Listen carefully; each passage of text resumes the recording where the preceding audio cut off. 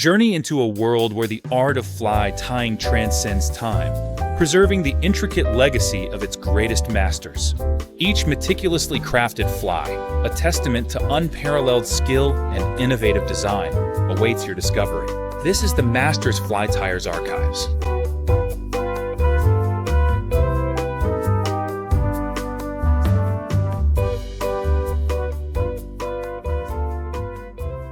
One of the flies that I am probably asked for more than any others is the Canadian Hammill's Killer. So we're going to tie that one first, okay? So if you want to weight the fly, what I will do now is I would put some lead wire wrapped around the shank here in the middle. Otherwise, just get to tying. I think most of you probably know the story of the Canadian Hammill's Killer and how it came to Canada. Fascinating personality brought it to us. The theory is I didn't quite remember the pattern. And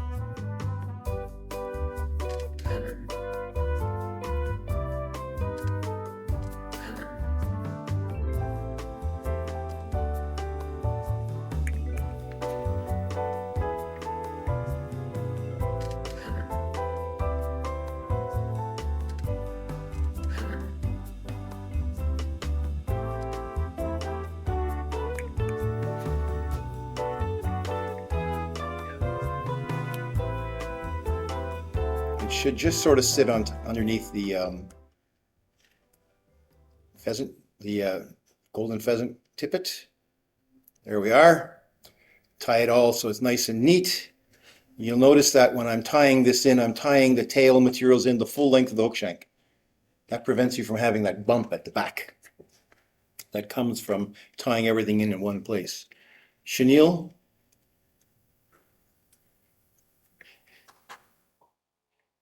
Advance your thread.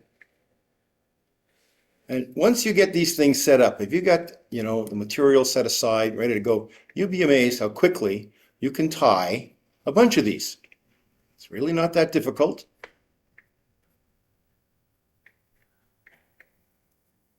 So was Hammill a New Zealander? He was a New Zealander, yes.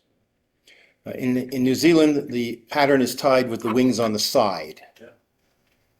Here it's tied North American killer style, which puts the wings flat on the top. There have been, over the years, many patterns called with the name killer in it, and the majority of them will have the feathers tied flat. If you wish, you can add a collar on this. I like something soft rather than something stiff, but it really doesn't matter. It's something that I often leave out, but we'll just stick one on just for good measure.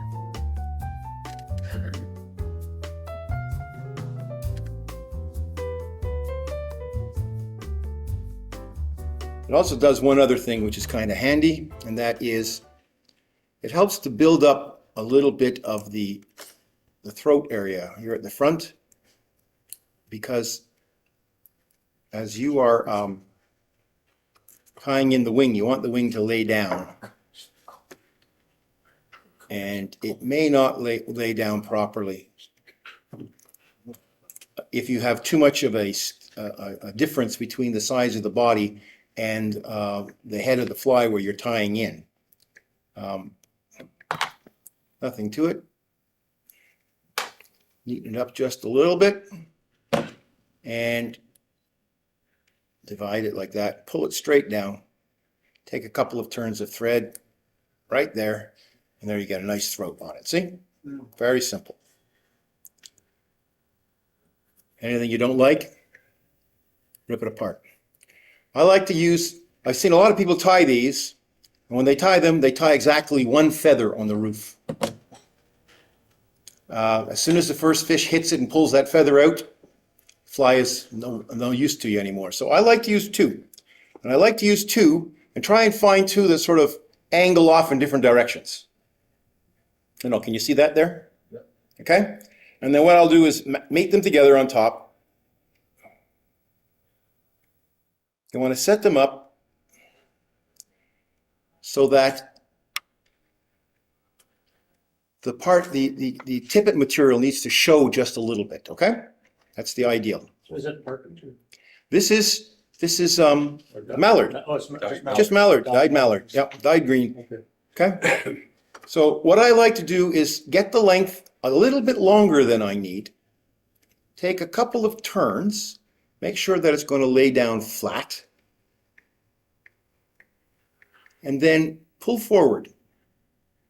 Ease it forward until I get the length I want. Okay, so you can see, you just see some of the orange there, right? Then take those stems and bend them back and tie it down again.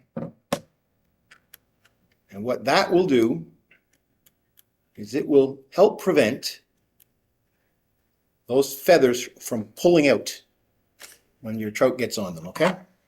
I started doing this some years ago, and my flies have been far more durable since I started doing this. Build up something of an awkward looking head on there, but it doesn't seem to have bothered the fish over the time. And there I go. Quick whip finish, fly number 1 done. Okay? Now remember, I'm tying flies to fish with, not pretty. Fish don't care. The only people who seem to care about how pretty the fish is the fishermen. All right? So there you go. What do you think? All right? Simple, straightforward. Catches fish. Options and colors? Yes. This is a Stillwater pattern in the yellow and green. Tie it in orange and nice dark rusty red brown on the top. Fish it in a river.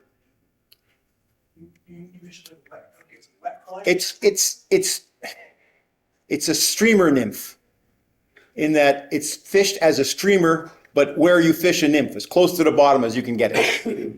Okay? It's kind of a dual thing. It can be fished in the water column. It still works fine, but if you get it down closer to the bottom, you'll find that it seems to work that much better. The brown and orange works really well.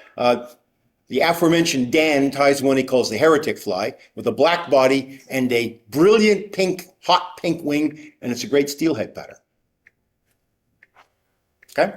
So play with the different colors, different approaches to it, and who knows, this catches bass, it catches trout, it catches panfish, it catches walleye, it catches a whole lot of different species. So it's a very, very useful pattern.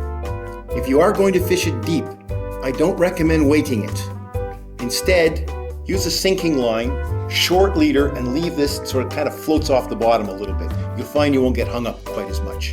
You put weight on there, you're in the bottom.